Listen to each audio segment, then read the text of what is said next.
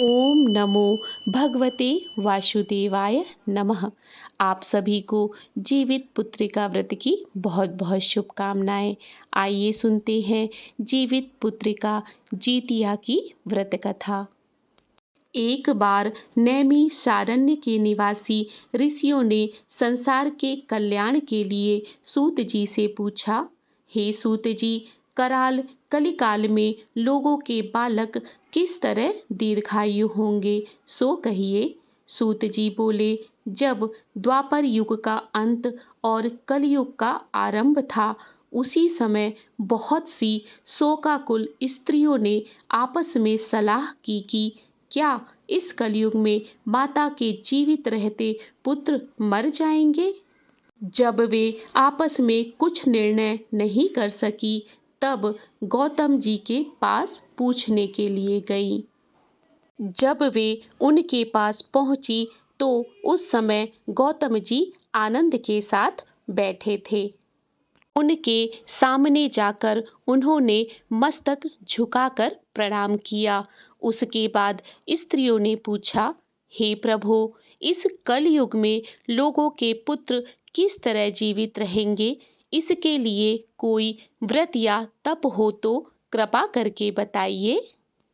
इस तरह उनकी बातें सुनकर गौतम जी बोले, आपसे मैं वही बात कहूँगा जो मैंने पहले से सुन रखी है। गौतम जी ने कहा, जब महाभारत युद्ध का अंत हो गया और द्रोण पुत्र अश्वत्थामा के द्वारा अपने बेटों को मरा देखकर सब पांडव बड़े दुखी हुए, तो पुत्र के शोक से व्याकुल होकर द्रौपदी अपनी सखियों के साथ ब्राह्मण श्रेष्ठ धौम्य ऋषि के पास गई और उस समय धौम्य से कहा, हे विपेंद्र, कौन सा उपाय करने से बच्चे दीर्घायु हो सकते हैं, कृपा करके ठीक ठीक कहिए। धौम्य बोले, सतयुग में सत्य वचन बोलने वाला, सत्य आचरण करने वाला समदर्शी जिमूत वाहन नामक एक राजा था। एक बार वह अपनी स्त्री के साथ अपने ससुराल गया और वहां रहने लगा। एक दिन आधी रात के समय पुत्र के शोक से व्याकुल कोई स्त्री रो रही थी, क्योंकि वह अपने बेटे के दर्शन से निराश हो चुकी थी। उसका पुत्र मर चुका था। वह रोती हुई स्त्री कहती थी, हाय, मुझ बूढ़ी माता के सामने मेरा बेटा मारा जा रहा है। उसका रुदन सुनकर राजा जिमूत वाहन का तो मानो हृदय विदीर्ण हो गया। वह तत्काल उस स्त्री के पास गया और उससे पूछने लगा, तुम्हारा बेटा कैसे मरा है। बूढ़ी ने कहा, गरुण प्रतिदिन आकर गांव के लड़कों को खा जाता है। इस पर दयालु राजा ने कहा, माता, अब तुम मत रो, आनंद से बैठो, मैं तुम्हारे बच्चे को बचाने का प्रयत्न करता हूँ। ऐसा कहकर राजा उस स्थान पर गया जहाँ गरुड़ आकर प्रतिदिन मांस खाया करता था। उसी समय गरुड़ भी उस पर टूट पड़ा और मांस खाने लगा।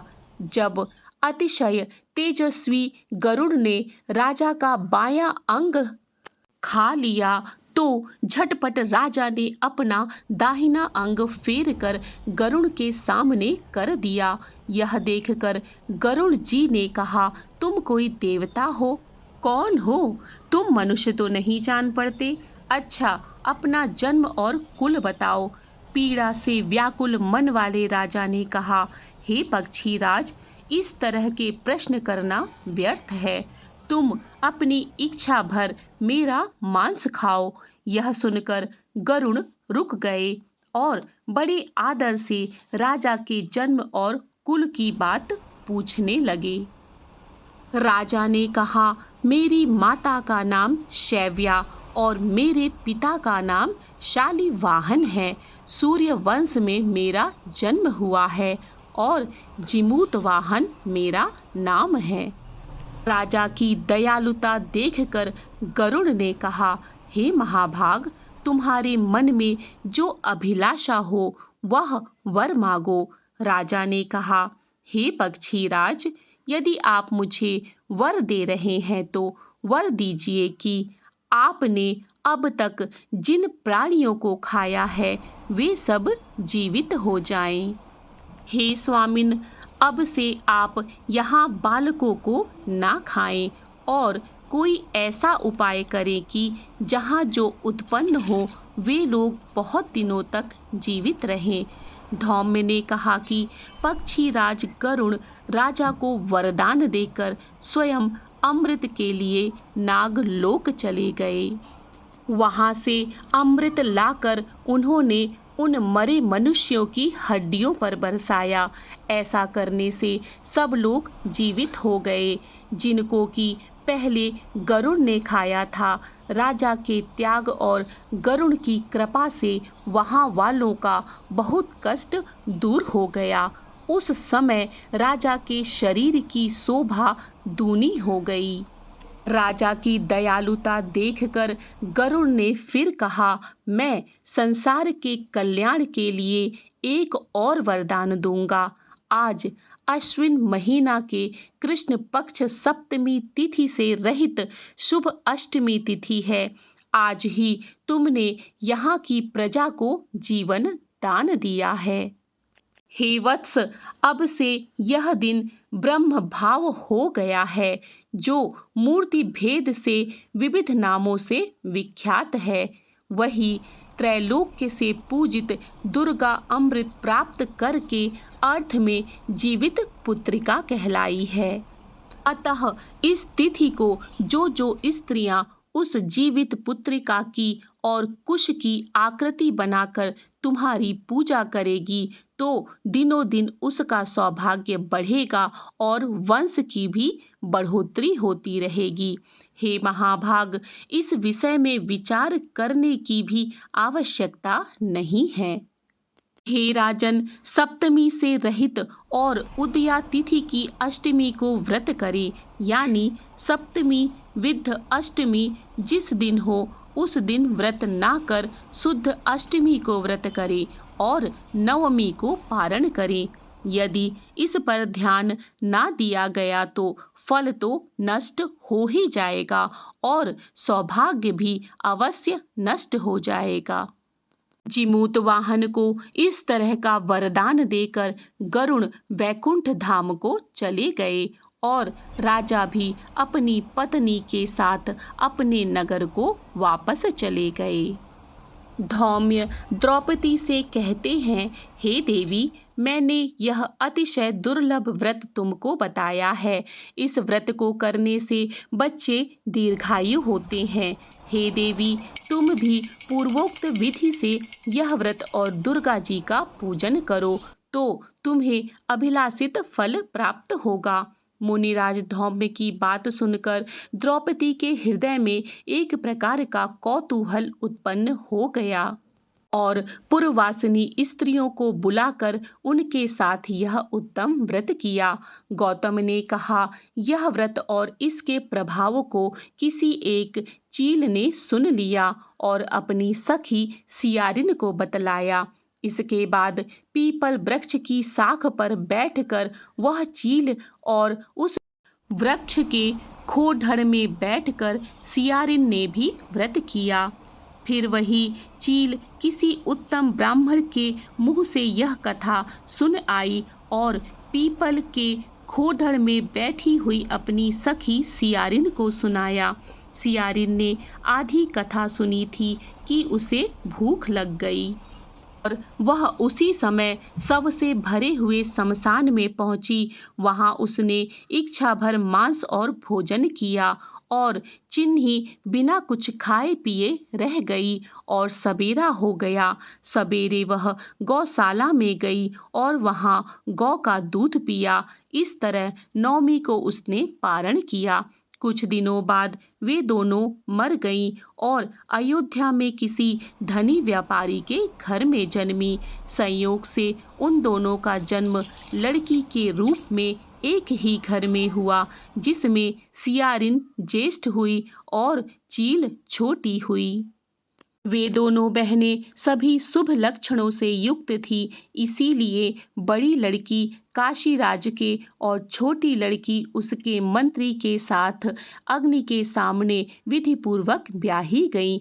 पूर्व जन्म के कर्म के फल से वह मृगनयनी रानी हुई। वह जिस किसी भी संतान को उत्पन्न करती वह मर जाती और पूर्व जन्म की बातों को स्मरण करने वाली मंत्री की पत्नी के अष्ट वसुओं के सदृश तेजस्वी 8 बेटे उत्पन्न हुए और सभी जीवित रह गए। अपने बहन के पुत्रों को जीवित देखकर ईर्ष्यावश राजपत्नी ने अपने स्वामी से कहा कि यदि तुम मुझे जीवित रखना चाहते हो तो इस मंत्री के सभी पुत्रों को उसी जगह भेज दो जहां मेरे बेटे गए हैं, अर्थात इन्हें मार डालो। यह सुनकर राजा ने उस मंत्री के पुत्रों को मारने के लिए कई प्रकार के प्रयत्न किए, पर मंत्री पत्नी ने जीवित पुत्रिका के पुण्य बल से उन्हें बचा लिया। एक दिन राजा ने अपने आदमियों से उन पुत्रों का सिर कटवाकर पिटारी में रखवाया और वह पिटारी उसकी माता के पास भेज दिया, किंतु वे 8 सिर बेशकीमती जवाहरात हो गए और भले चंगे वे 8 लड़के अपनी माता के पास वापस चले गए। उनको जीवित देखकर राजपत्नी को बड़ा आश्चर्य हुआ। अंत में वह मंत्री की पत्नी के पास आई और उसने पूछा, बहन, तुमने कौन सा ऐसा पुण्य किया है जिससे बार बार मारे जाने पर भी तुम्हारे बेटे नहीं मरते? इस पर मंत्री की पत्नी ने कहा, पूर्व जन्म में मैं चिन्ह थी और तुम सियारिन, दोनों ने व्रत किया था। तुमने व्रत के नियमों का भली भांति पालन नहीं किया और मैंने किया। इसी दोष से हे बहन तुम्हारे बेटे नहीं जीते हैं।